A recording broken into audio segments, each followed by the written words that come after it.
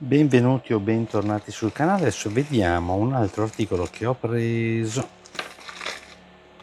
da utilizzare con la mia mini smerigliatrice o con un eventuale trapano avvitatore.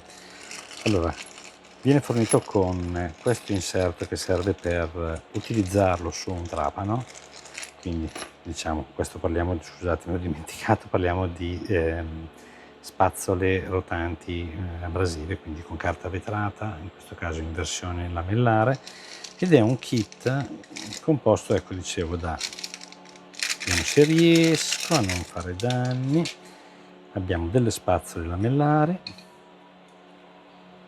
questo caso 3, il kit l'ho preso su AliExpress, e poi abbiamo dischi da taglio che poi andiamo a provare per vedere se sono compatibili, altre 2 mole, in questo caso sempre per smerigliatrice o per trapani, e poi abbiamo questo che invece sono dischi da taglio classici per il metallo, che ero curioso di capire se potevano andare bene sulle mie Bosch mini smerigliatrice. Adesso per fare la prova spostiamo tutto un secondo, prendiamo la valigetta con la smerigliatrice e facciamo una prova, in questo caso anche con questa. Questa non ci dovrebbe più servire a questo punto. Questa è la smerigliatrice, la GVS 1276, che utilizza normalmente dischi da 76 mm di diametro, e partiamo con la prima a lamella.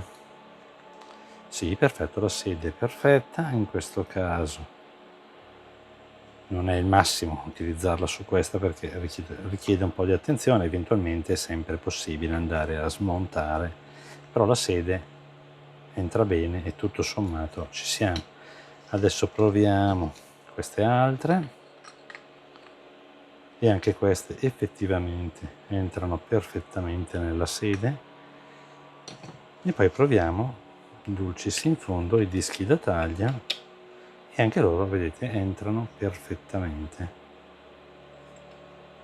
E questo è, vedete, a differenza di altri provati di cui trovate comunque il video sul canale, questi perlomeno funzionano.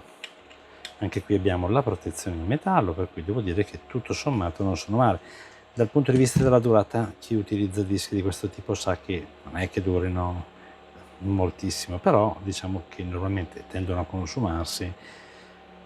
Però ripeto, per utilizzi hobbyistici come quelli che faccio io, direi che grossi problemi non ce ne dovrebbero essere. In ogni caso, ripeto, per essere un kit tutto sommato economico, perché costa una decina di euro, direi che può essere una buona idea. Io comunque poi la proverò nei prossimi giorni, però non ho dubbi sul fatto che funziona. L'unico dubbio che avevo era che il diametro fosse sufficiente per poter essere poi bloccato con sicurezza all'interno. Vediamo anche, così giusto per darvi un'idea. Ok, sblocchiamo, mettiamo la batteria e facciamo una prova. In linea teorica dovrebbe girare abbastanza tranquillamente. Vedete? Per cui sotto questo punto di vista direi nessun problema. Va bene, detto questo, come al solito vi invito a lasciare un like al video se vi è piaciuto.